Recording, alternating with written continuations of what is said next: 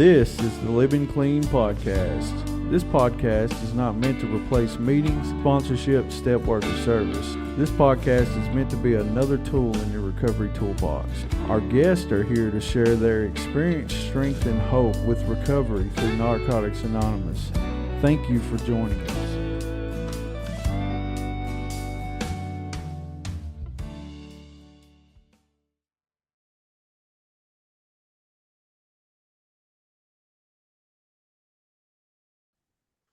All right, welcome back to the Living Clean Podcast. I'm Mason S. I'm an addict.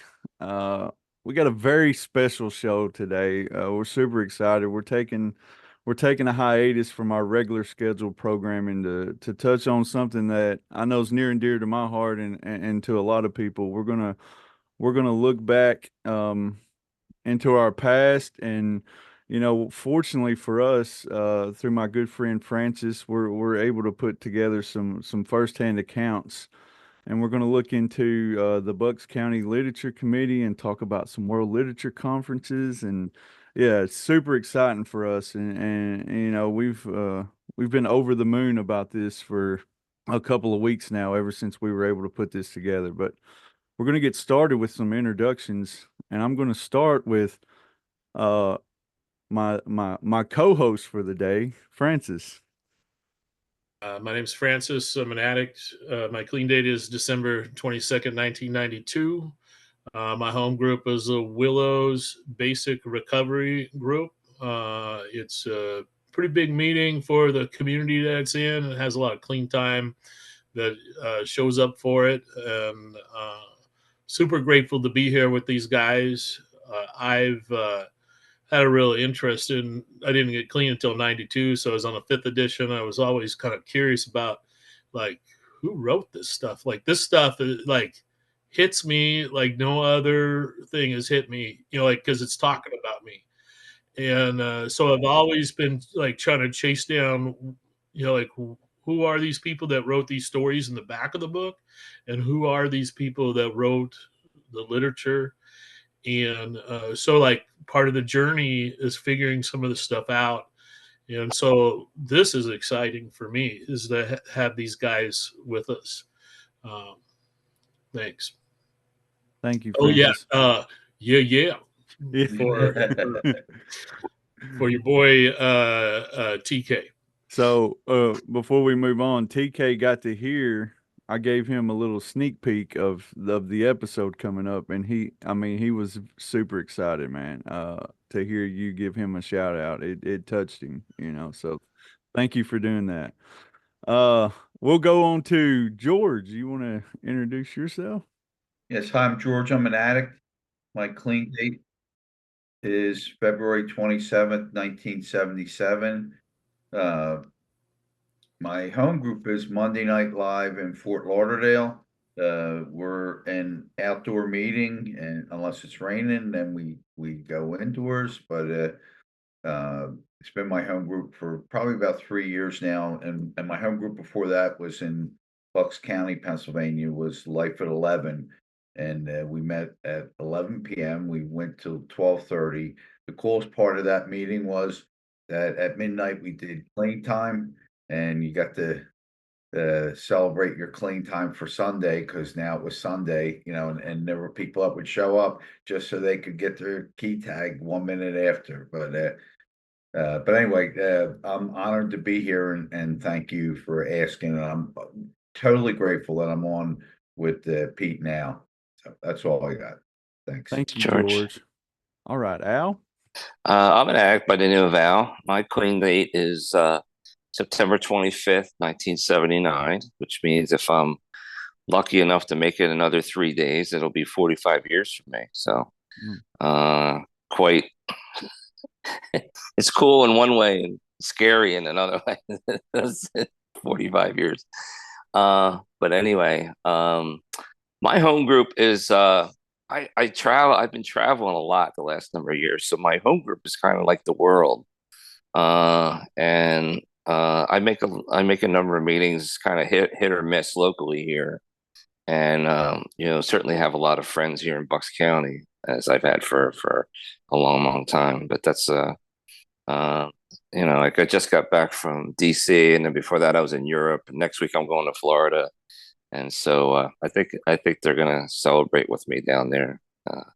So I'm looking forward to that. But yeah, so we'll get into it a little bit more as we go, I guess. Yeah. Thank you for being here, Al. So when this episode drops, everybody can flood our Facebook page with congratulations because Al will then have celebrated 45 years when the episode drops. So show some love Oh, for Al. Awesome. okay. Thank you. Thank you. Yeah. And last but certainly not least, Pete. Thanks, Mason, and thank you for doing this. I'm an addict. My name is Pete. Hey, Pete. It is March 17th, 1980, and my home group is Welcome to the Neighborhood in Fredericksburg, Virginia, in the Rappahannock area. We're a literature study group that meets on Thursday nights, and we're still meeting virtually because the church never opened its doors back to us, and we're a bunch of old farts that are more comfortable doing it virtually anyway. So it's a great literature study meeting. So Thank you so much, Pete. All right. So without further ado, let's kind of get into this let's get into the story cuz I don't want to waste another minute without doing that. We're going to start with George, I believe. George, you're the elder statesman here, I believe, and yeah, we're going to kind of I guess ask you about you getting clean and then eventually led up to where you met these other two fellas. Okay, well, geez, that's there's a lot there to cover, but I'll try and do the highlights or lowlights depending on how. Uh, so I wound up going to this outpatient rehab, and I normally don't name the name, but I guess for like this is a kind of history thing. It's not exactly an NA meeting, but it was Today Incorporated. So I I was hallucinating 24/7. Okay. And like my hallucinations were like at one point I thought I was God. And I hated the Jesus freaks. I'd be like, oh, don't make me a Jesus freak. Like, like that's, my mentality. I hallucinated. I was hearing myself breathing. I was trying to go to sleep, but I was holding my breath. So my auditory hallucinations, I hear it, and then all of a sudden I hear myself because like my body took over, and I'm like, I am so fucked.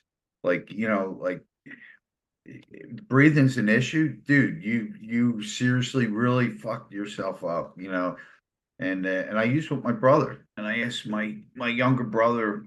I told him, I said, I think that like I have brain damage, and he said, yeah, I agree. I think you need to go into a mental institution, and and so that was my salute. Well, prior to that, my last time trying to fix myself was I smoked pot to calm the hallucinations, and they got worse. So at that point, I knew that drugs were no longer the solution. And not that I had a solution. That my solution was a mental institution. So I asked my parents to.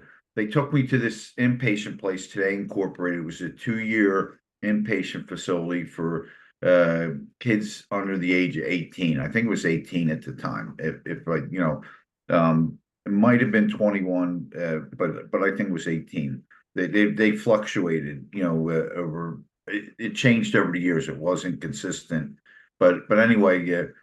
I went in for an interview, and it was right down the street from the last high school that I went to. I went to 3 high schools. I quit school at 16, and I was like, how does this fucking place right here? And I don't know about it. Like this is really, like I was super paranoid. And I go in. There's a guy with a sign. There's a guy with a shaved head. There's a guy in diapers. This looks like a mental institution to me. Like and so they asked me like weird what drugs did you use? So I tell them, they go, no, how much? I'm like, how much? Like, how much pot did you smoke? And I'm like going like, fuck, I'm doing like scientific math, and I go like, I don't know, between a quarter and a half ton, like I have no Guy writes that down. So I was told that like I qualified, and because they were every drug they wanted like quantity, and I was like, man, I'm doing this fucking math, I'm freaking the fuck out, and then like, and I said, well, when am I going to get it out? Like when am I going to get better? And the guy's like, in your case, we're not really sure. I'm like, holy fuck, I'm never getting out of here if I sign myself in. Like I wasn't quite ready, like at that second to commit.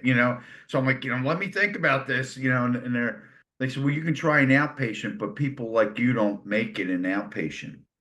And what the outpatient was, basically was under 18, okay. But it was more like the kids got caught smoking pot in school and their parents sent them to this outpatient. So like you looked in the room and like, which guy's different? The guy who like in bare feet with shorts, long hair, like yeah, like I kind of stuck out, but I had nowhere to go.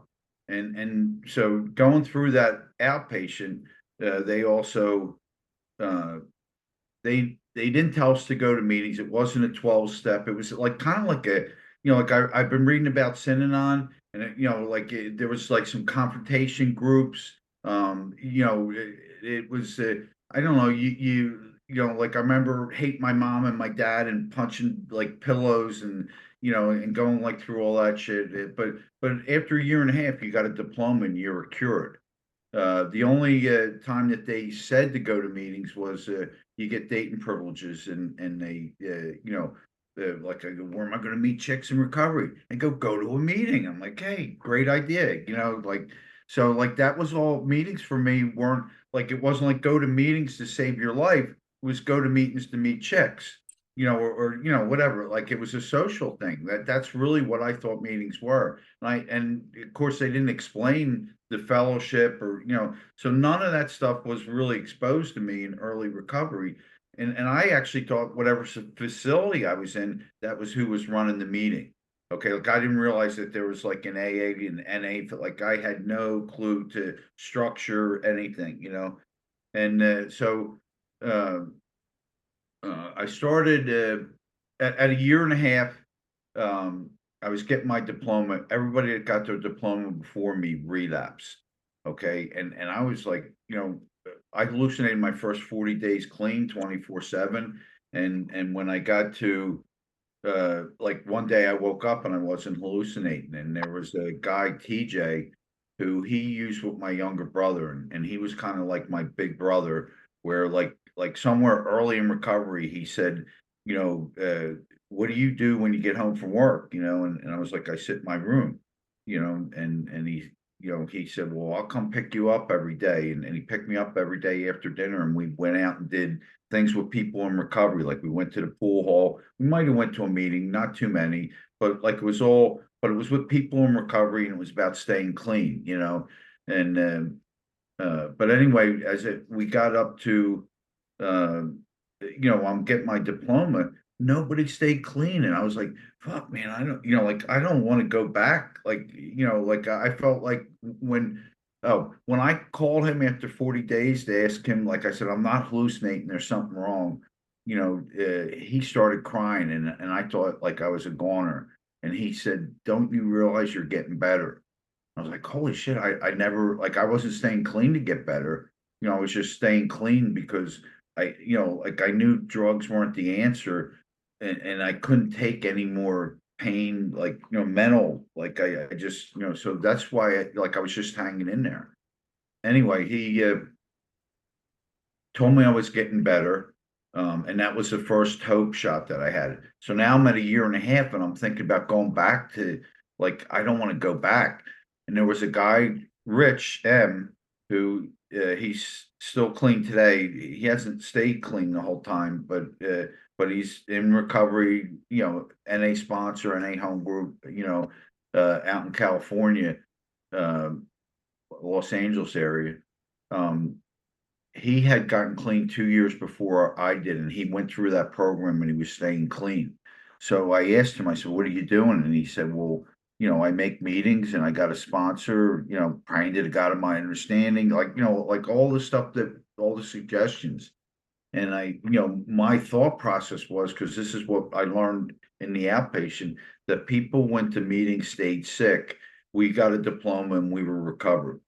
And I said, don't people go to meetings stay sick? And he said, well, you see what happened, you know, the people, that recover. If I was you, I'd start making meetings. And like a light bulb went off. I still didn't quite get that meetings, but I knew that like I needed meetings at this point. So I started making meetings, and I was making meetings with my girlfriend at the time. She relapsed, but I didn't know it. Okay. And one of the girls that she relapsed with went back into Today Incorporated in the inpatient facility, and kind of, like knocked her out. I got high with, her. And so when we showed up there was a meeting at an NA meeting at the only meeting in my county at the time was at Today Incorporated. And so when we showed up for the meeting one night, they told us that she wasn't allowed in because she relapsed, and she denied it. And they wanted, you had to have 30 days, and then they started making, you had to be on an approved list to go to the meeting there. So it was no longer really an open meeting. It was controlled by the facility. And my girlfriend's therapist said, well, why don't you guys start your own NA meeting? We could do that. I'm like, yeah, so like, I mean, I had no clue, I still had no idea about structure. I just was going because I didn't know what else to do. I had no clue. When I read the steps, I saw the steps as I thought that was something that like, somebody was following me around as I was clean, and they were like, oh, so, like, you're powerless over your addiction. Like they're just kind of taking notes, like this is the result of staying clean, not that you do this to stay clean. Okay. Like I really, you know, so, and I didn't like the God stuff in it, but anyway, so we wound up starting our own meeting, which was like meeting that Al first came in Bristol, and we started it at her therapist's facility. She said, you can have it here, had no idea how to run it. Like, so everything was just kind of like whatever we wanted to do, we did, like there were no, real rules, and we were everybody. So the outpatient, the inpatient, it's like under 18, for a while it was under 21, but it was all young people coming in. So this is who's starting to come into our NA stuff.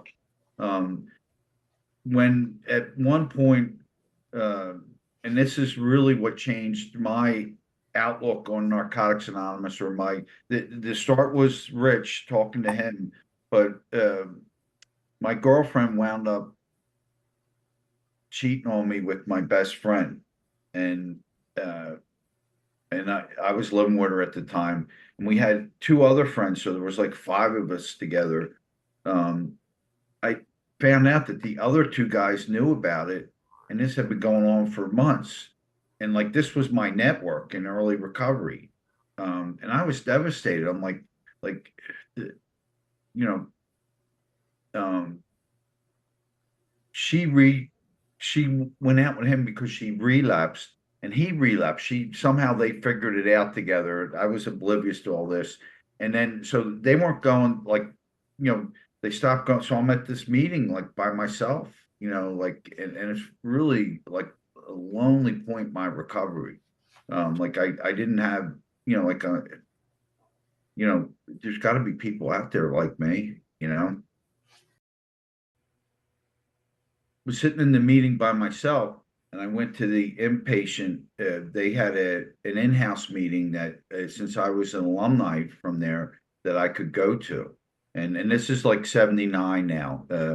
When we started the meeting in 79, I'm at the meeting, and this young girl comes up to me and she says, can you take me to an AA meeting?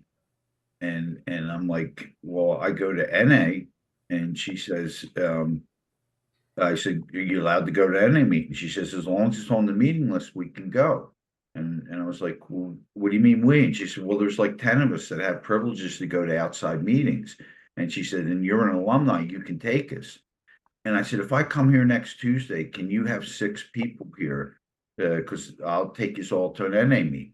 So, I had 7 people in my little Chevy Monza, and that was I like would show up at the meeting, and now I would be sitting at the meeting by myself, and when I would drop them off, like that was like, man, I cried after I dropped them off because it was like, it was back to just me again. But like I prayed that they would like, like stick and stay,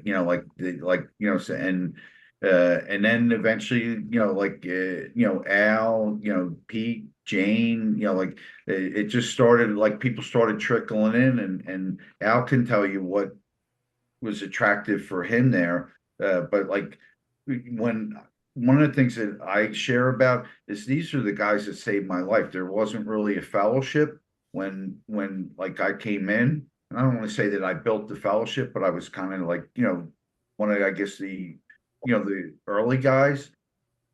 But without them, like I have nothing, and so they stuck and stay, and we started growing, and it became like a beautiful thing. But I'll let Al go, now. I'm Al. I'm an addict, Hey, Al. Yeah. and towards the end of my active using, I'm driving down Route 95 doing 100 miles an hour, sizing up bridge abutments. All I gotta do is turn my wheel a quarter turn in the bridge abutment. That's kind of where I was at. It was a series. I don't usually share this in regular meetings, but it was a series of 8-day meth runs back to back to back. Stay up for 8 days, sleep for a day and a half, eat a McDonald's Happy Meal, and start over. So I was pretty well demolished by the time I got here. George was in actually better shape by that point because he had 2.5 years when I got here, and I wound up. The very first meeting I went to was an AA meeting, and it was a clubhouse, and I opened the door and walked into the clubhouse. Now I've got hair halfway down my back. I got this wide-bodied flowered hippie shirt on, holes in my jeans, leather thongs hanging down, and the whole entire meeting turned and looked at me like, "What is this that just walked into our meeting?" And I felt like crawling under the linoleum, but I stayed. And the second meeting I ever went to was I think it was Monday or Tuesday night. I forget Tuesday. which. Tuesday night on Friendly Mill Street in Bristol, Pennsylvania. And that's the meeting that George was talking about. And so we only had, I think that was the only meeting at the time. I don't know if there might have been one or two more, but, so I needed meetings. So I went to the other fellowship, that same clubhouse. Some people were welcoming to me. One guy named Adam took me under his wing. Other people not so friendly. But by that point, I saw enough of what was going on that I knew I felt more comfortable in the NA meetings that we had. And so, what happened little by little, we needed, by necessity, necessity is the mother of invention, right? So we just started more NA meetings until we finally had 7 meetings a week in Bucks County, and it was like one large home group. It was like everybody was at the Monday to Tuesday to Wednesday to Thursday. We had absolutely no clue what we were doing. We knew nothing about the steps, the traditions, other than we read them. At the beginning of the meeting, we had the little white book and a couple pamphlets. We were. I think it was George that was calling out to Jimmy out in California trying to get literature, and we would send out for a literature order, and maybe 4 months later we would get it. I think it might have still been in Jimmy's trunk at that point. The trunk of his car was the World Service Office. But we started more and more meetings, and one of the key points that kind of turned for us was the first East Coast Convention, which was in June of 1980. So, I'm like 6 months clean at this point, maybe eight months clean at this point. June would be 8 months, 7 or 8 months. And we started to realize and recognize that, hey, it's like, is there anybody out there? We started to realize and recognize that there's other NA communities that are out there. we didn't even know about. We didn't have cell phones. Half the time our phone didn't work because we couldn't pay the bill. Put a quarter in a payphone, hope you get your conversation done before your quarter runs out, because I didn't have another quarter. That was our means of communication. And that's where we met Bob Plummer, Bob Gray, Bo, Greg, and we started to realize, hey, there's other NA communities out there. I think George had been in touch with Bo, I believe, at that point, and that's how we found out about the East Coast Convention. He could probably tell you better about that story than I would be able to. But we started to. So we at that point, now I'm still very limited. So we're having get-togethers, and I park myself by the speaker, rocking back and forth. It's still at 140 decibels. I'm rocking back and forth because that's about all I could handle. I had absolutely no social skills. I'm fried. I just got done, peeking out the blinds, at 4 o'clock in the morning because I knew the cops were out behind the dumpster. I'm not too far out from that yet. And George. And it's funny, at the World Convention just recently, with tears in my eyes, I just, I had a lot of gratitude at the convention, and I thanked him, once again for, caring for me the way he did, back in the day, because, I may not have made it without that love that, we'll love you until you can love yourself kind of thing. And he did. And maybe just out of his own self-preservation, like, I got another guy, like, I'm gonna hold on to you. So things are starting to develop at this point, and we didn't know anything about steps, nothing about traditions. What we did know, and was solid for us, is we knew about fellowship. We knew that if we hung together, that we could get another day. That's really kind of the way it was, and so we did everything together. And when I say everything, I do mean everything. Up to and including, hopping the country club fence at 1 o'clock in the morning and swimming in their pool after hours, and skinny dipping. I miss that, Al. Oh, you did, yeah. Maybe my social network was expanding by that point, but yeah. The one night the cops showed up, and luckily I gave him a fake. I didn't have any idea. I gave him a fake name, but luckily they just let us go. Said, "Don't do this again." So we literally did everything together. We started the friendship group, and the friendship group was early on Saturday night, like 6 or 6:30, because we could actually go out and do something. We still had time to go out and do something on Saturday night together. So the whole meeting would now go out and. They had some AA dances down in the city, Rocky Horror Picture Shows. We went to I never liked to begin with, but we went to our share of those. Skinny dipping in the pool, like whatever. We'd find all kinds of stuff to get into. But that's what kind of was the glue that held us together, was each other. The other members, and little by little.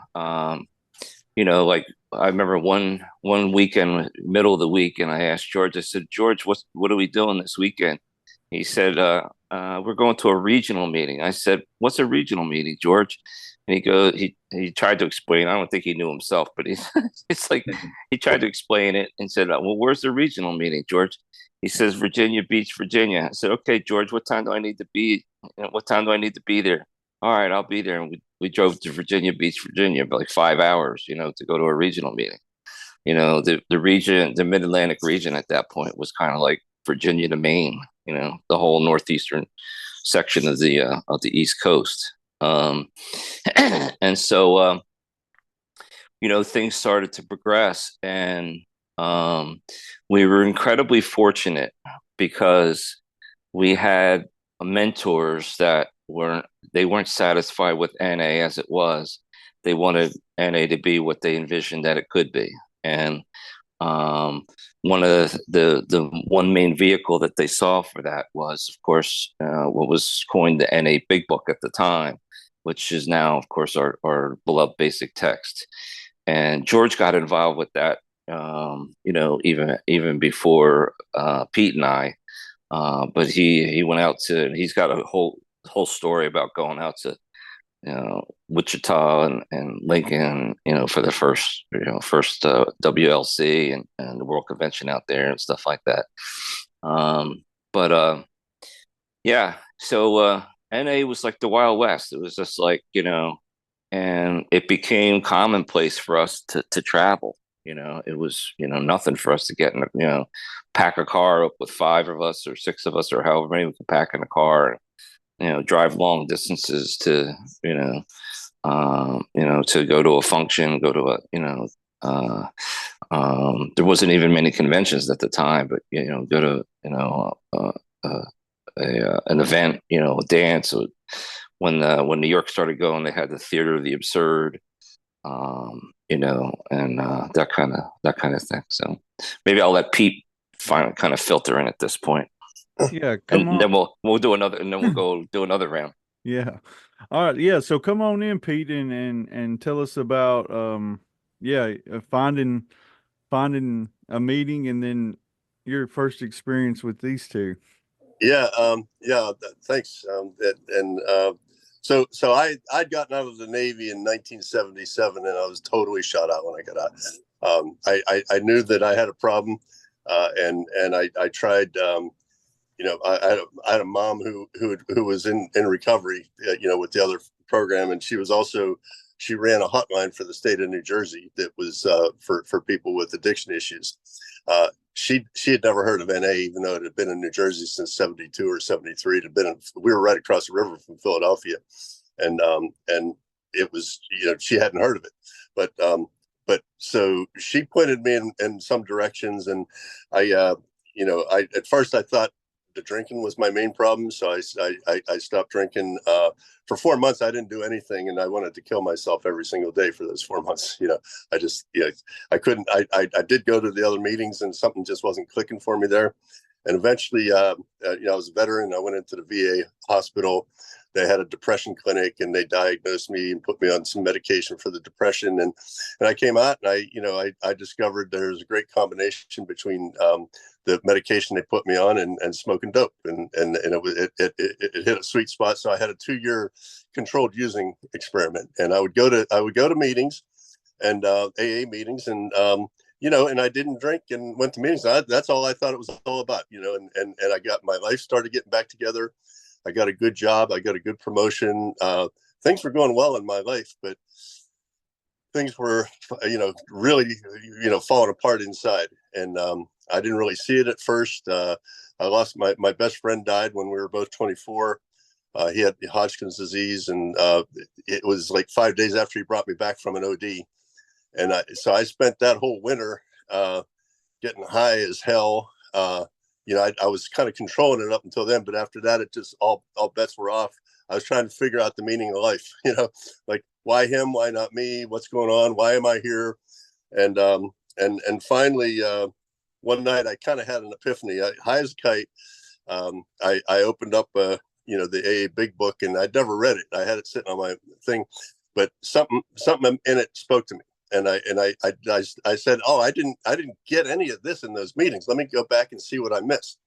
So I decided to stop using again everything, and I went back to the meetings, and it was the same stuff. They were just saying, don't pick up and go to meetings, and I was like, what about all that stuff in that book? And finally, one meeting, this young guy was in the same clubhouse Al was talking about, because I was living in Bucks County at this point, and this young guy spoke, and something in his share was different. And I didn't know at the time what I was experiencing was the therapeutic value, and I went up to him afterwards. His name was Steve Caskey. He's no longer with us, so I'll use his whole name, but he was a beautiful man. I went up to him afterwards, and I said, hey, this is what I've been doing, and I told him about smoking pot, and I've been doing a few other things. And he said, he kind of laughed. He said, oh, you must be an addict. And I was a little offended at first, like, no, I had just reconciled the fact that I was an alcoholic. I just finally got it when I read the big. I'm like, but he kind of laughed. He just had an easy way about him, and he told me, he said, well, why don't you have you ever tried NA? And I said, what's that? And he said, Narcotics Anonymous. And I'm like, I'm not doing that kind of stuff. And he laughed again. And he said, oh, it's for anything. He said, we consider drinking and pot are both, they're considered drugs, any mind or mood altering substance. I said, okay. I said, I'm on board. And turns out there was a meeting a mile from where I lived. That friendship group that Al talked about that they started on Saturday night. Well, that was going strong. And on Sunday in the same facility, they had a step meeting. And it was the Humeville Steppers. And I was like, man, oh man, I think they called themselves the Sunday Night Steppers. But so I said, okay, well, let me see what's going on. Now things haven't fallen apart for me yet. I still got the good job. I got a new car. I got the hope of a girlfriend, and things were rocking and rolling. But I knew, something was off. So I go to this meeting, and it's in the basement of this little white church, and there's about 20 kids in there. And they're all kids. They're all teenagers. I'm this grizzled 25-year-old veteran. I've had a couple of near-death experiences. I've been all over the world, and some of these kids never moved out of their parents' house. And I'm sitting there for the first half of the meeting, totally judging them. And I'm saying, this is not like the meetings I've been going to. I was used to being the young guy in the meeting, and here I was the old man. They're all looking at me like, what's that old guy doing here? So they had a break in the middle of the meeting. I went out to get a cup of coffee, and I was just eyeballing the stairway, and I was gonna book out, and I never would have looked back.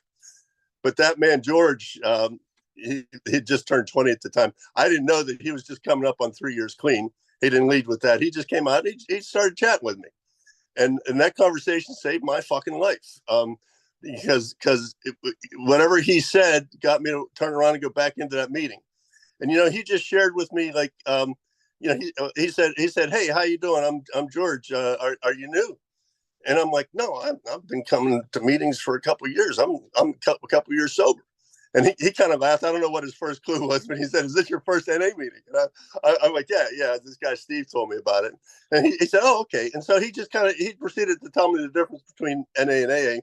In a very kind way. And I just was like, good, okay, I'll stick around. And then as I'm walking back into the meeting, this thought occurred to me, and this was a higher power thing for me. That somewhere I heard someone say that the day I started using was the day I stopped growing emotionally. And I started using when I was 14. So as I'm walking back into that meeting, I said, so you're among peers. Why don't you listen to them? And the second half of that meeting, I was just blown away. I kept thinking, yeah, me too. It might be a 16-year-old girl sharing some whatever's going on, but they're talking about what's going on inside my head, and I'm like, I never heard anybody talk about that stuff before. And I felt, and at the end of the meeting, they didn't hold hands. They put their arms around each other and they hugged, and they might have been doing a few other things like biting each other too and everything, because they're pretty wild and crazy kids. But I felt included. I felt that the fact that there was an age difference going on with most of them, there's a couple that might have been in their 20s, but most of them were teenagers. I felt like they were like, how that, when you want to be in with the cool kids, and then, one day you feel like they're accepting you. And I just felt like they accepted me. And when I was driving home that night, I'm trying to figure out what the heck. Oh, and a doctor had taken me off the medication that I've been on for, manic depression or whatever, about a couple months before, because I was fighting this infection and everything. So I'm suddenly feeling emotions again. And whenever I feel an emotion, I'm trying to figure out what it is. And I'm driving home to my apartment, and I finally get to the door in the apartment. I'm opening the door, and it hit me. This is hope. I hadn't felt hope in years. I'd kind of given myself over to addiction years before, and I never really, I thought I'd always going to have to use something, but I felt hope. And I went back the next day, and the next day was the step meeting. And that's when I was like, that's when they got me, because I said, man, these kids are taking this stuff seriously. Nobody ever did this where I came from, and I was like, this is awesome. And, shortly after that they, George was the group's GSR, and he came back from a area or regional meeting with the news that, hey, we're breaking a tradition when we use this, because they were using the AA 12 and 12 in the meeting. We made it NA literature by crossing that alcohol and putting in drugs and crossing out sobriety and putting in recovery or clean time. And we thought we had made it NA literature, but anyway, so that my this was right after I had one relapse 3 weeks in, and I came back to these kids, and I just threw myself on the mercy of the group, and I got loaded. I thought that was the end of the world, and they said, well, yeah, you're an addict. That's what addicts do. Now if you want to stay clean, try doing what we do. And I was like, whatever these guys said, I'm doing it. And, so George suggested I get involved. So I made the Saturday night meeting needed someone to make coffee, and I knew how to make coffee. So, Sunday night meeting needed a secretary, and I knew how to type, so I was like, and they're like, well, typing's not really involved, but, if you want to do it, we need a secretary. But in the very first group conscious meeting of that step meeting, we talked about the violation of the sixth tradition and what to do. Do we stop being a step meeting, or what do we do? And George mentioned that this guy Bob P had said that NA literature was anything written by addicts for addicts for the purpose of recovery. And I don't know if it was Kenny who said it, but somebody said, well, why don't we write our own? And I'm sitting there thinking, what are these kids talking about? Like write your own, what? And because I just read this other book that was written by some dude back in 1939, and these kids are talking about writing a book, and then it just kind of caught fire, and they said, yeah, we could meet and Phil and Kenny's apartment, and we could record the meeting. Everybody could agree to record, and then Pete's the secretary, he could transcribe the recordings and type it up, and then we'll have steps. And that's what we did. And, it was unbelievable. That kept me clean. Because like these guys were saying, there wasn't anybody around. There was a guy who seemed to have some experience with steps. So I got him for a sponsor, and he took me through the first 5. And then he told me that's all I got. That's as far as he'd gotten. And after that, I just was like, I needed something to keep me clean, because I had all kinds of stuff going on inside. My life was falling apart. The life that I had together when I got here fell apart, but it was going to fall. It would have fallen apart anyway, but I had NA to carry me through when it did. And I guess that's how I got here. And that's kind of how we started to get into literature. And I guess we can go on to the next round of shares. Okay. Can I make a suggestion? Yeah. So we kind of got an introduction into a lot of things. I think I'd like to start like chronologically getting into area service and into service, like our process with that. And I think we could all kind of join in there, and eventually that'll lead us to the basic text, but it covers multiple things, because there was a lot going on all at the same time, if that's, Yeah, let's go. It sounds good.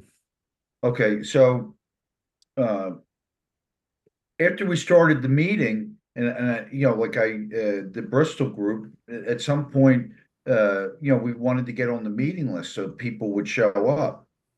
And I was actually looking for NA intergroup. Actually, from my understanding, it was actually called intergroup for a while, but at that point in time, they changed it to area service. Not that, but I would go to meetings and ask people, nobody would know where it meant. Like, it just, like, well, how am I, like, I need to get on the list, and eventually we got there. And then, shortly after, like, a couple other meetings started, and, but when it came to elections time, from my recollection, we had the 3 groups meeting, and they were doing elections at area, and none of us had any experience. There's nobody like, we're just like showing up, like, and we got, when we went to area with 2 or 3 carloads of people. Like, that's how, we did. Area was another meeting. Like that, the service structure became meetings, like sort of filling out our, like, none of us knew the difference between a regular meeting and a service meeting. It was a meeting, like, I mean, it had different, but it was a meeting, so we went. Everybody went. It wasn't like, oh no, I'm not interested in that. Oh, it's a meeting. Okay, I'll be there. So, uh, I, public relations was open at area service, and one of our guys nominated me, and they asked me. I didn't even know what public relations meant. Like I had no idea what I absolutely clueless. And they did the clean time. I think you needed 2 years. I was 3 years clean or whatever. They said he doesn't have any experience. So, well, last year they didn't have a public relations person, and somebody said, "Well, isn't like you could do any worse than last year? We didn't have anything being done." And so they elected me, and but our guys were saying, "Don't worry, we'll help you with it." And so when I held my first public relations, you know, uh, meeting, I said it on a night where we didn't have a regular meeting, and we probably had 12, 14 people show up to, and I have a notebook. I should have brought it out, but uh, I don't know, the meeting probably wasn't from the first one, but like Pete starting to get involved, and Pete understood a lot more about public relations than I did. So did some other people. We had a lot of talented people. Barbara was an artist. It just so, but we did it together, and and we started coming up with ideas, and there were no ideas like I remember one of the ideas was, why don't we do a play at the mall? So like a play at the mall, like, oh yeah, yeah, we could do it, and then all these ideas are flying, and I'm like, this is crazy, and Pete was talking about newspapers and contacting schools. That was all beyond my skill level. Like, if it wasn't for Pete, like, Pete was like he was, he'd had to mail letters and stuff, you know what I mean? Like that was to me, like he was like a lot more responsible in areas that like I had no clue, and but as a team we worked together and we all did, we all participated. But that was the start to public relations, and uh, in 1980. Now remember, we have no idea, like there's nobody saying this is what you should do. That we're just figuring out as we go. So in 1980, we had a public service announcement during the Phillies were in the World Series. That a TV public service announcement that if you want to use drugs, that's your business. If you want to stop, that's ours. Call Narcotics Anonymous. Pete was definitely a big part of that. The other one we had, and I don't remember when it was, but it's actually in one of the newsletters. It talks about we had a television spot, um, Marty Jacobs show, and me and this girl Cindy from Lansdale were nominated to go, do this interview for Narcotics Anonymous, and it was a disaster. Not all like we had no idea. I mean, we knew a little bit about the traditions, uh, but the guy that was supposed to do the host of the show didn't show up, and it was a live broadcast. If I remember, I'm pretty sure it was live. Um, this girl stepped in, and we were supposed to do a pre-interview. That didn't happen. 90 seconds before it went on, she said, "All right, come on, let's go into the recording room or whatever they call it." She said, "I said, well, aren't we supposed to do a pre-interview?" She says, "We got like 90 seconds, kid. Let's go." And we like first question out of the gate was, how does Narcotics Anonymous feel about the U.S. government spraying paraquat on the marijuana fields in Mexico? Like, what the fuck? Yeah, that was, uh, what else? So it was, what would a Narcotics Anonymous say to a member, to a 12-year-old boy that's thinking about smoking a marijuana cigarette for the first time? Oh, it says here, meditation. What kind of meditation do Narcotics Anonymous members do? It says God in here. What kind of God do you pray to? How do you pray?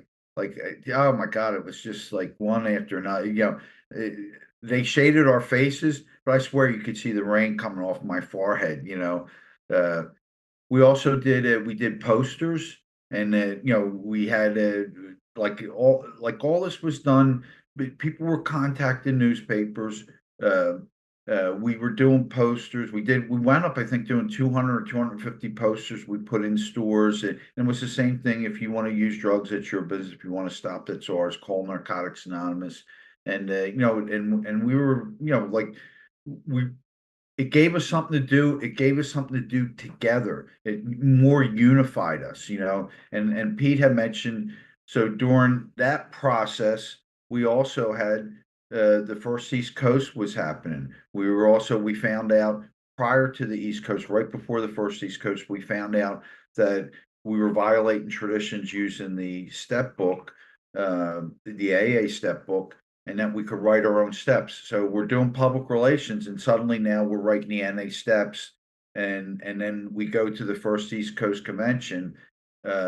We meet Bo, and at the first East Coast Convention, we also our area bids on the second East Coast Convention being in the Philadelphia area, and I was the co-chair of the convention. So now we're also doing convention fundraisers, and I'll let these guys kind of pick up, where they got involved in that process. Because I know what I was involved with. I don't know, specifically, like, we all did different things, but we did it together. It wasn't, like we did everything together. Like Al said, you was talking about after the meetings, I remember doing a bonfire out in the woods. I remember skinny dipping. I remember going to the Rocky Horror Picture Show. We would go to somebody's apartment and stay up all night long, or like whatever. But we were always a group before, during, and after the meeting. Go ahead, guys. Whoever wants to pick up from here. I'll go. Yeah, there was I mean, sometimes we stay up all weekend. I mean, there was like pounds and pounds and pounds of Pathmark No Frills brand coffee that was consumed during that period of time. And then somewhere along the line, hazelnut came into the picture too. So that was a great innovation. But somewhere along this period of time, we decided that we needed. Now, my father kicked me out of the house at this point. I'm in a halfway house for a while, for about 6 months, up until I was about a year clean or so, and then George had a farmhouse in Ivyland, and so I moved into the farmhouse, and somewhere along this period of time, we started the Bucks County Area Service Committee meeting, and as I recall, I remember Jane being there for sure, and I think she was secretary. But there was about five of us, and the farmhouse had a corral in the front of it. It was a bright, beautiful, sunny day, and so the first Bucks County Area Service Committee was sitting in the grass in the middle of the corral. That was our first area service meeting for Bucks County. It was somewhere along this time. The time periods all kind of flow together. So that would have been 82. Yeah. 82 is okay. Is that okay? Yeah. So some people are better at dates. Rislow is a master at knowing dates. I mean, he's crazy. He's like that guy. He astounds me. It's like memory that has a date stamp with every memory I have. It's just. Oh, you do? Okay, yeah. I'm not good with dates, but yeah. So, so like George was saying, the second East Coast convention was in Trenton, New Jersey, and it rained like I remember it rained like cats and dogs all weekend. And Greg Pierce was the Sunday morning spiritual speaker, and so I'm about a year and a half clean at this point, and I remember him saying something that still sticks with me today. He said, "You don't have to work the steps," and he paused, and then he said, "If you can stand it."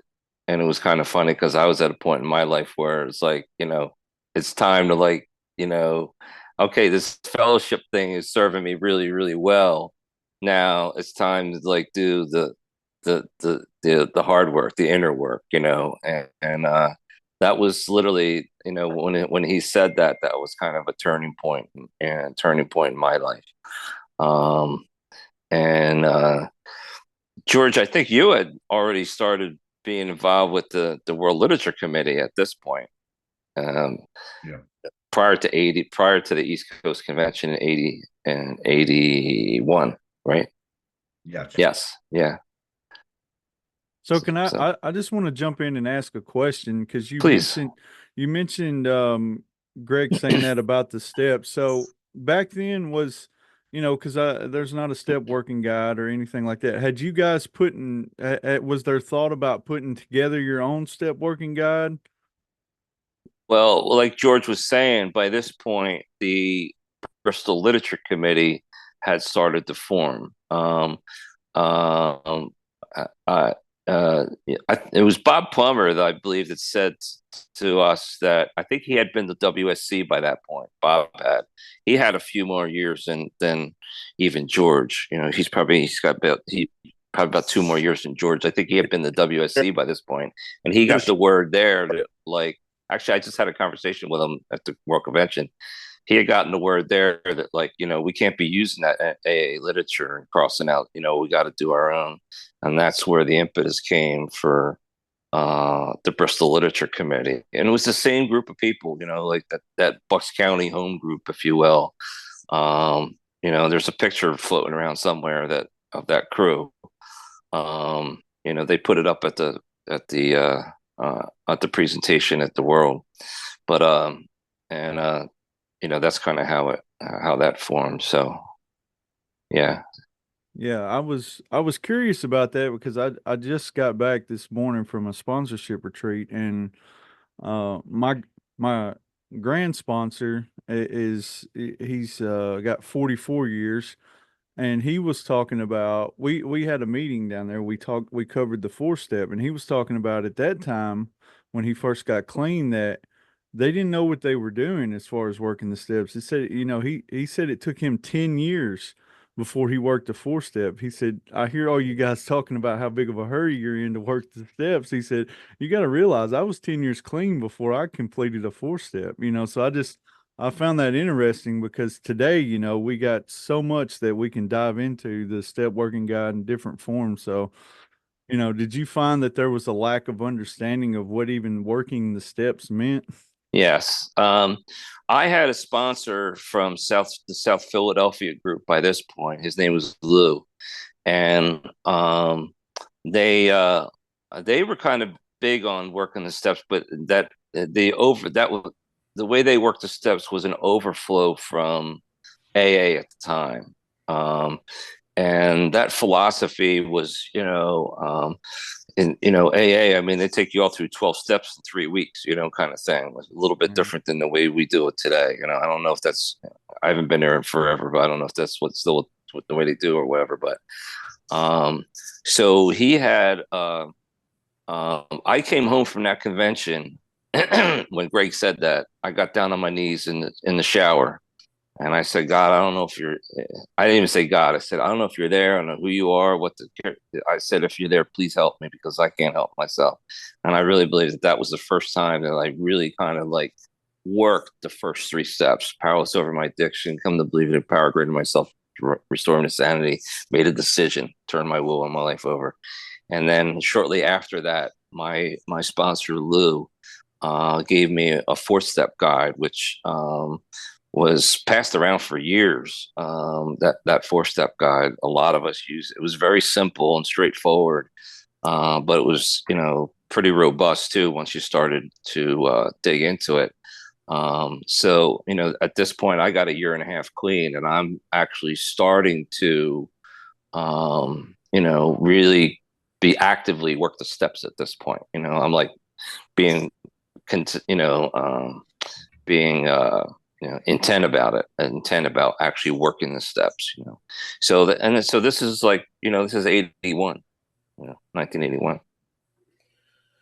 So you guys were writing your own literature as a Bristol Lit Committee. There was some point you guys had a phone call with Bo Sewell, Bo S. Sorry, prior to meeting him, correct?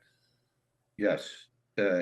So I actually looked at the minutes and I like this all happened so fast, but the meeting that we when we met Bob P was in Harrisburg, and it was in May. It was a regional meeting, and it was a meeting right before the East Coast Convention, which was like June 27th to 80.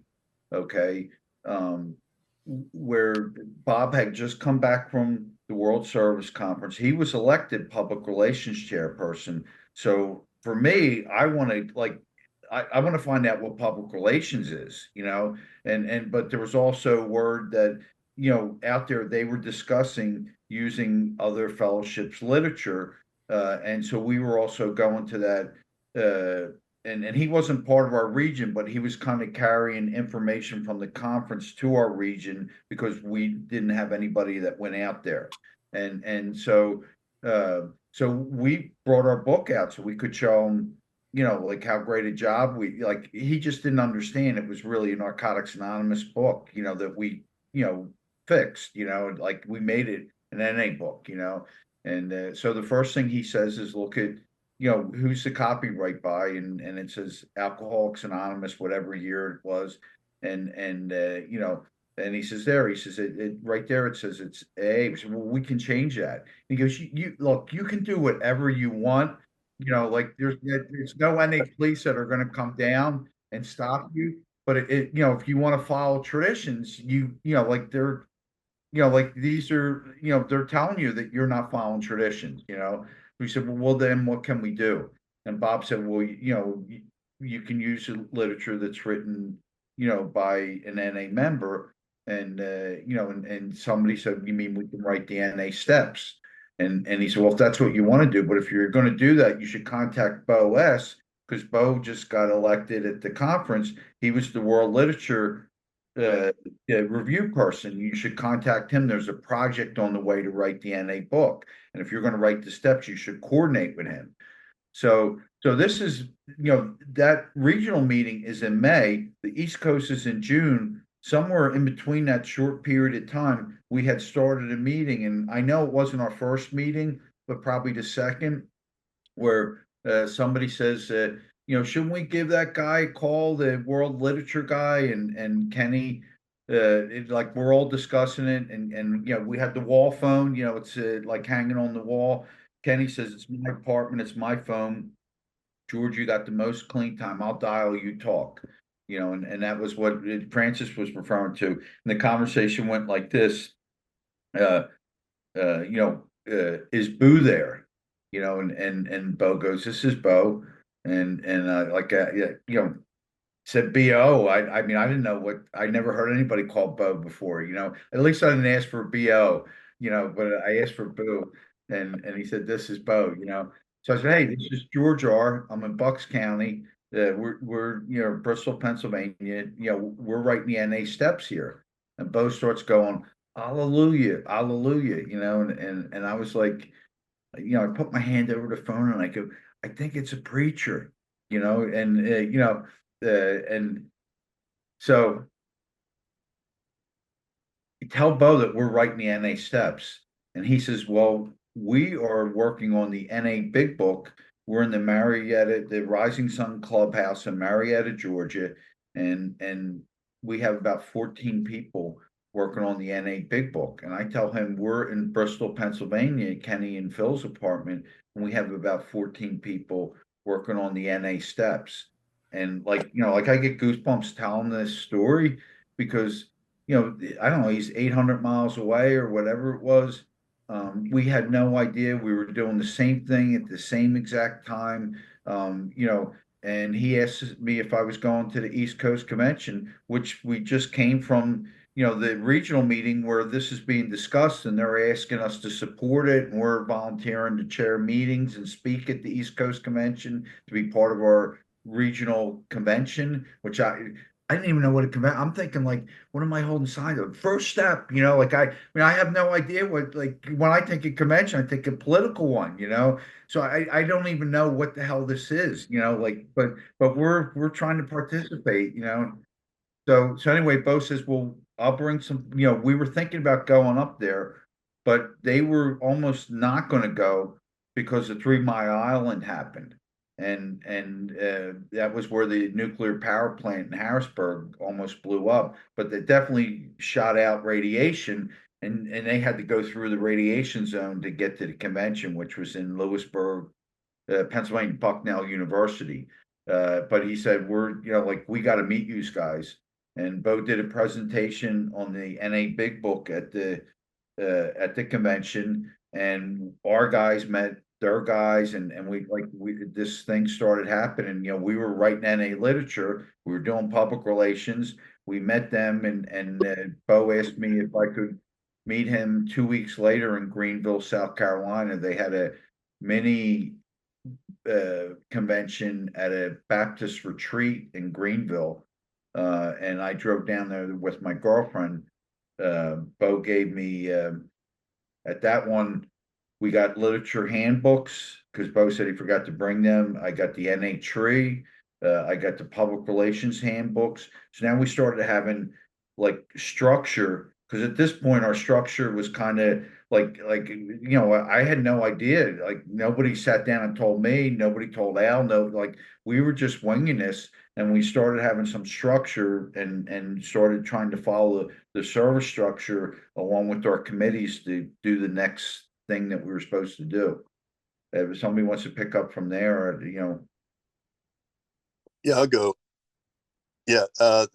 Yeah. So, yeah, that convention was a game changer for all of us, for the Philadelphia area, because, you know, up until then in the Philadelphia area, NA and AA were kind of interchangeable because anybody that wanted to do a 90 and 90 was going to more AA meetings than NA meetings. And I remember, you know, the one thing at that convention that had always stood out in my mind was a conversation I had with this guy.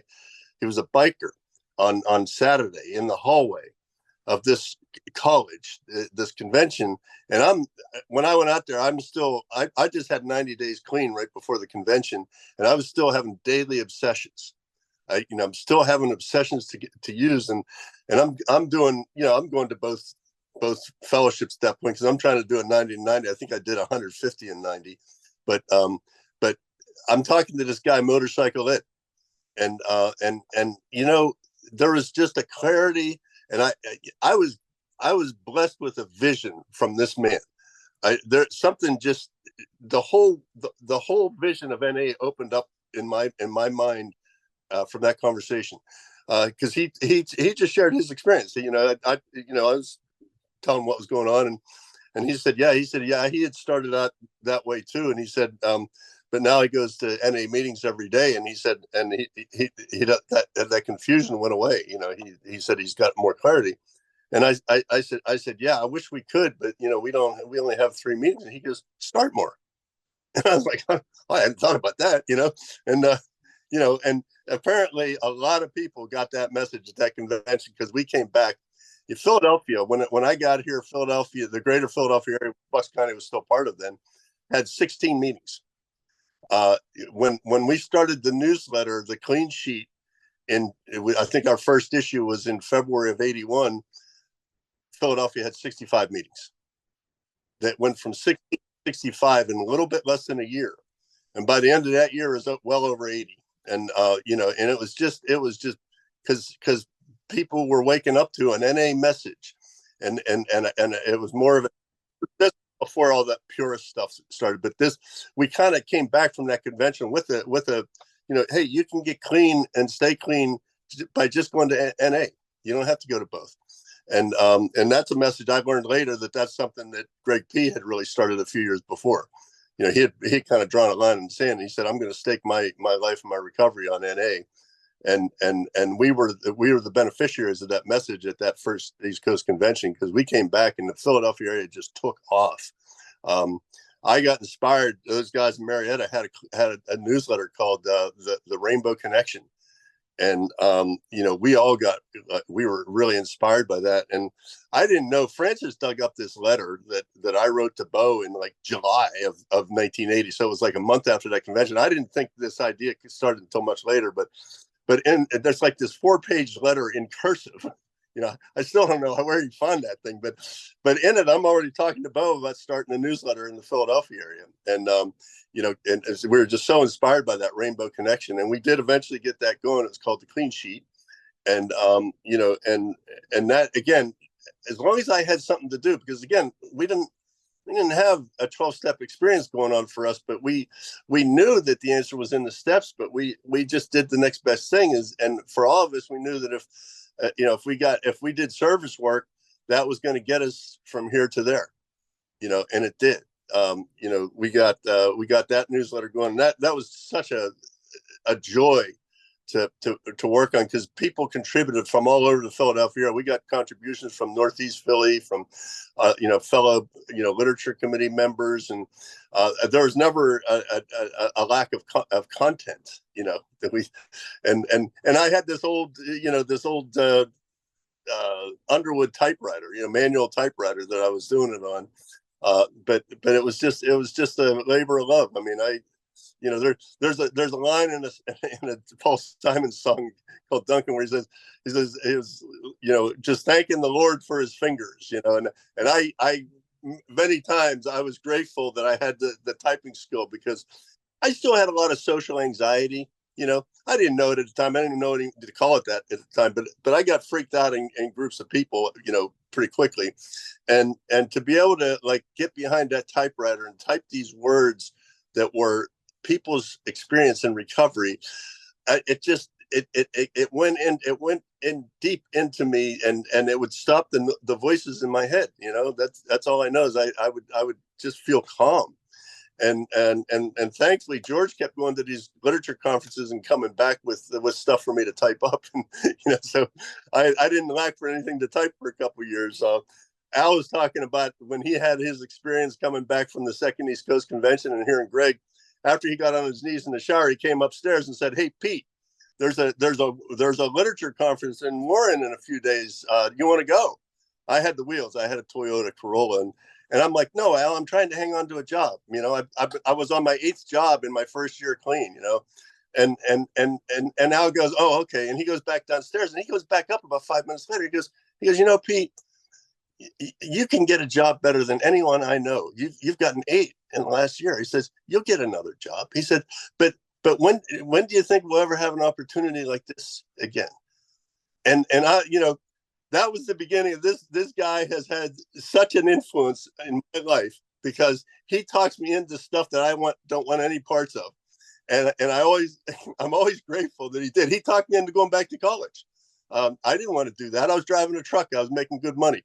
And he kept bugging me. Hey, the registration's out, and I went back to school. So, but we went to that conference. Now, I'd been working on literature for about a year at that point. I've been doing a lot of typing stuff, and we had we had 2 local literature committees. We had the Bristol Lit and we had the Philly Lit, and I was typing a lot of stuff for both of them. And George would come back from these conferences and he'd try to describe it to us, and he'd be like, "You just had to be there," So we get to Warren, and I.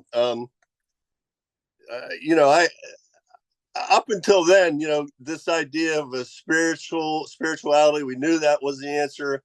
I had this idea that, this fuzzy idea about God. I wasn't quite sure what it was, but somewhere during that week, we were out there for about 9 days. It was this old abandoned schoolhouse, and every day they would have these group conscience meetings. There'd be 2 or 3 a day, where all the stuff that everybody was working on would come together, and we go through it, and we kind of do a progress report. But every time before the group conscience started, we would invoke, they would say the literature prayer, and I think it's the same as the service prayer that's in the beginning of the basic text now.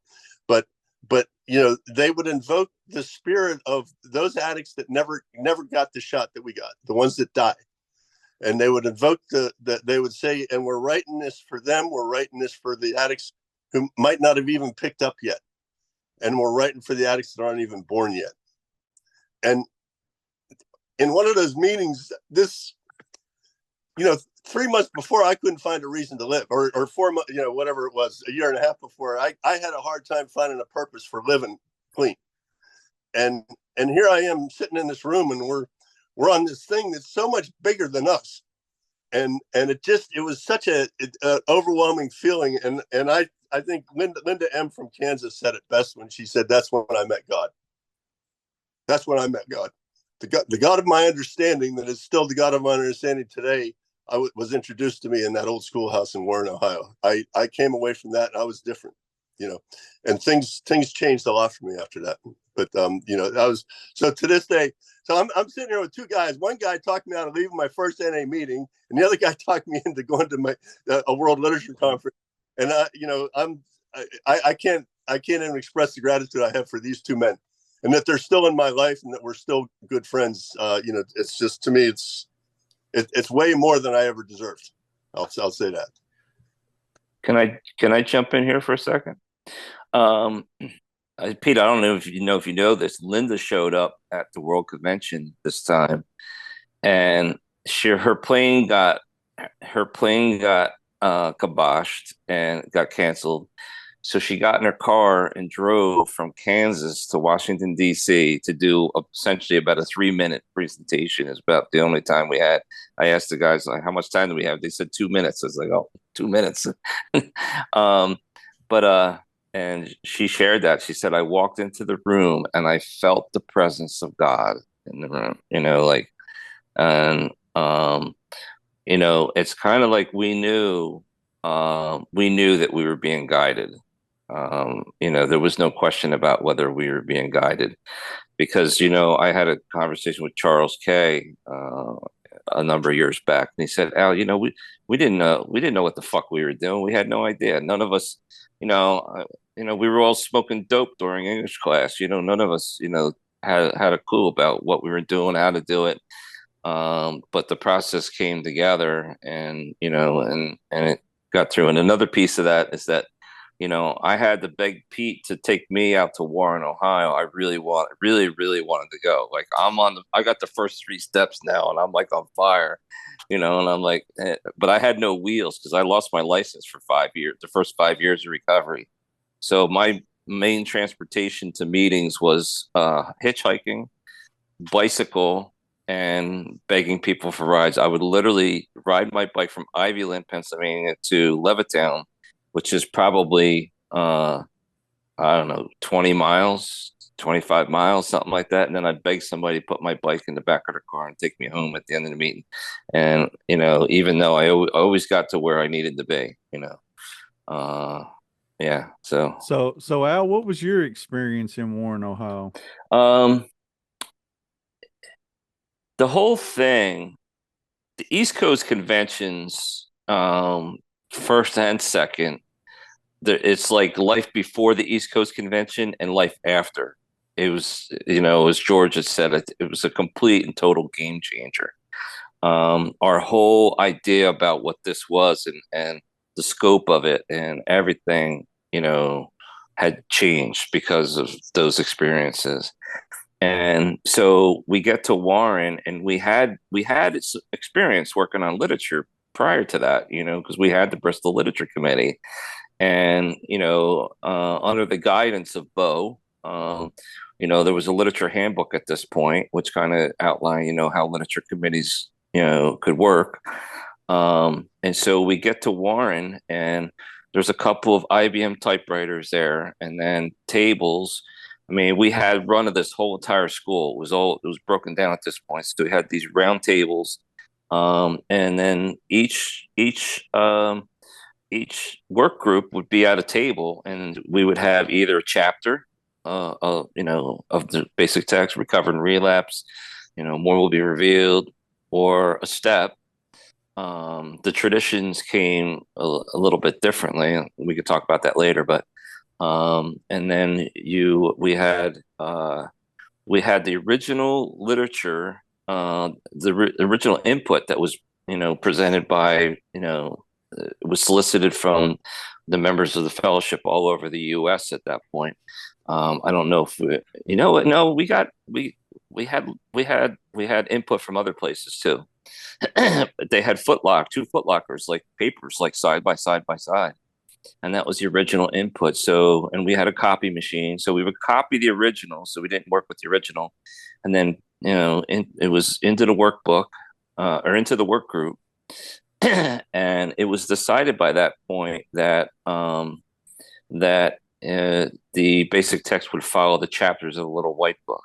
There's an interesting tape recording on carrythemessage.com. There's a recording of that, where that decision was made, and I think it was the first WLC. So each work group now had a mission, and that was to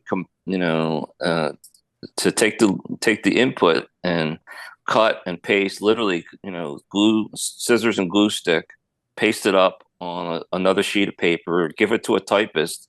The typist would type it up, copy it, and give it back to us. And then, lather, rinse, repeat, and like Pete was saying, is that we had large meetings, as I recall, 11 a.m. and 11 p.m. I mean, this was going on 20 hours a day, maybe more, again, the coffee pot. Joseph Proctor was making coffee. That was one of the things that he kind of, he was the master coffee maker. We had people that had local people that volunteered that knew how to cook. They're making meals for us and stuff, and so it was lather, rinse, repeat, and just kept, going through that process over and over and over again.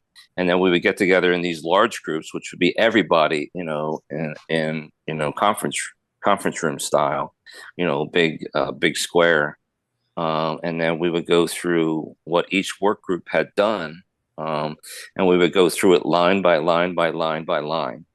And, and then we would have literally a group conscience on it. And it would be, yay, nay, we like that. Hey, how about if we do this, put that in there?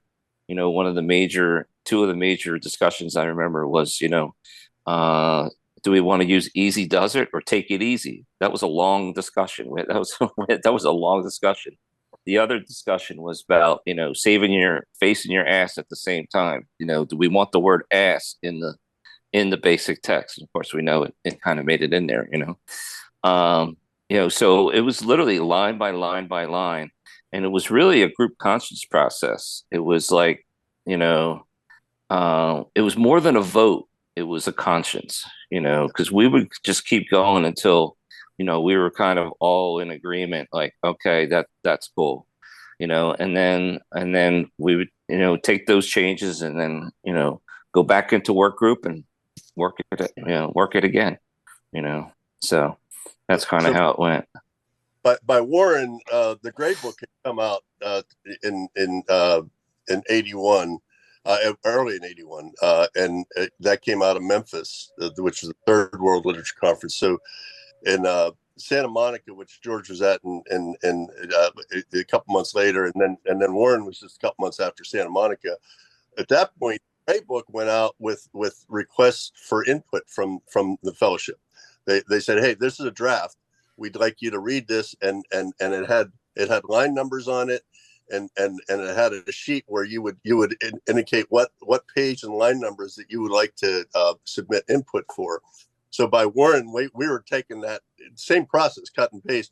We were taking the original, we had the Gray Book as the main frame. Then they had started this process in Santa Monica, and we were continuing it in Warren, of taking now that input, finding where it fit, going through the group conscience. So somebody might have suggested something, but if the group conscience wasn't, didn't agree with it, might not have gone there, but that might have gone somewhere else. So anyway, it was all a whole, there's a whole very, very exhaustive, iterative process that went on for those three conferences, Santa Monica, Warren, and then Miami, where Miami was where they finally finished it up. And Charles Kay had chaired the conference in Miami after he hitchhiked there from after after Warren, Charles and this guy Tom the Red, they hitchhiked. They came up to Ivyland, and that's when we started doing the skinny dipping. When they were in town after meetings, they hung out with us for a couple weeks. I drove them down to Billy Z's in Maryland, and then they hitchhiked the rest of the way to the World Convention and the Literature Conference in Miami. And Charles became the chair of that World Literature Conference. So another guy rode his bike from I think from Lincoln to Nebraska. Yeah. Crazy. I don't think George has even told the story of selling his washer and dryer to make it out to the Lincoln, the second World Literature Conference. That's a good story right there. All right, folks. So this episode went a little over 2 hours and 50 minutes. So for this week, we are going to stop right here, and we will pick up with this conversation next week. Next week, we will get into world literature conferences that each of these guys attended, and some more tremendous stories about the formation of our basic text. We will see y'all then. Thank you for joining us on our Living Clean podcast. This is another platform that we can share our message of recovery, which is any addict can stop using drugs, lose a desire to use, and find a new way to live. Join that no matter what club. You can contact us through text. The number is 931-306-9364.